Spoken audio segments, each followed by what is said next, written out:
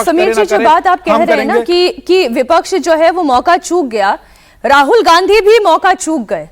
राहुल गांधी के बाद जब लोकसभा में चर्चा का जवाब गृह मंत्री अमित शाह ने दिया तो उनकी स्पीच में उन्होंने राहुल गांधी का जिक्र किया।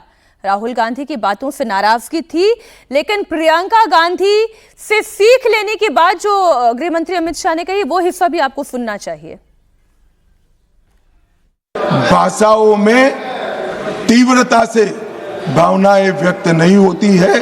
सदन में बोलने की कला आपके बहुत सारे सीनियर लोग हैं, उनसे सीख ले, और सीनियर लोग ना हो तो प्रियंका जी ही है, उनसे थोड़ा सीख ले कि सदन में कैसे बोलना चाहिए।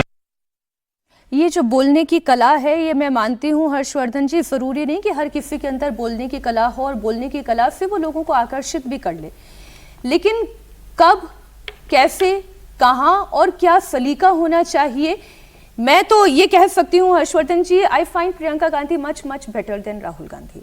बाकी आपकी राय जो है वो रखें। देखिए, सबसे पहले तो एक लाइन की बात ये जो समीर जी कह रहे थे, प्रधानमंत्री नरेंद्र मोदी ने जब कहा था कि आप अगर इस बिल को गिरा देंगे तो लाभ मुझे होगा, बिल पारित हो जाएगा सर्वसहमति से तो किसी को लाभ नहीं होगा, और सच यही था। कुल मिलाकर विपक्ष ने महिला आरक्षण नहीं होने दिया, ये एक सत्य है। जैसे आप कह रहे हैं कि एक समय बाद रिकॉर्ड में क्या आएगा, लोग लाइव देख रहे थे, जो लाइव आज देख रहे हो बात अलग है, लेकिन अब सबको एक बात तथ्य के तौर पर याद रहेगी कि राहुल गांधी, अखिलेश यादव, इन सब ने मिलकर महिला आरक्षण नहीं होने दिया, पहली बात।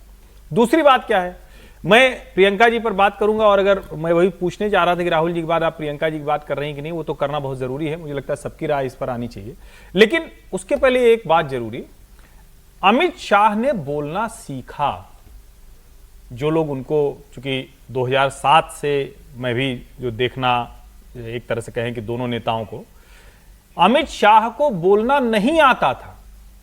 गुजराती उनकी मातृभाषा होने की वजह से वो हिंदी में कंफर्टेबल नहीं थे।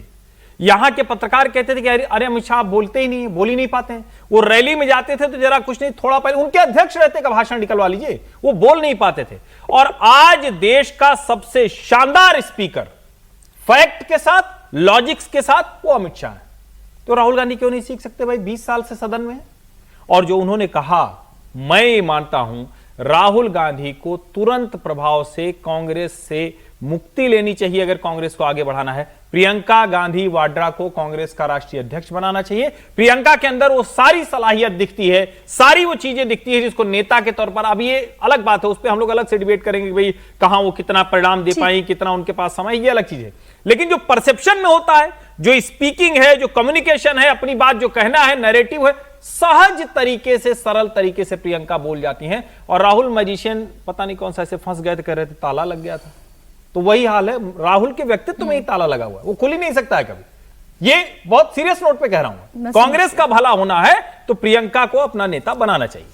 अच्छा, महिला आरक्षण से जुड़े हुए बिल को लेकर पहली बार इंडिया अलायंस का भी आपने जो उनकी एकता देखी, वो कामयाब होती हुई भी इसी बिल को गिराने में दिखाई भी दी। मोदी सरकार के खिलाफ राहुल, अखिलेश, ममता, स्टालिन पार्टी ने एकजुट होकर वोट किया है। महिला आरक्षण के विरोध में अखिलेश यादव आलोचना करते करते, विरोध करते करते इस हद तक चले गए कि उन्होंने यहां तक कह दिया कि महिला को प्रधानमंत्री भी बना दे तब भी सपोर्ट नहीं करूंगा। 11 साल का जो अनुभव है लगभग, अध्यक्ष महोदय, अगर भारतीय जनता पार्टी ये लिख करके दे देगी कि हम महिला प्रधानमंत्री बनाएंगे तब भी हम इन पर भरोसा नहीं करेंगे।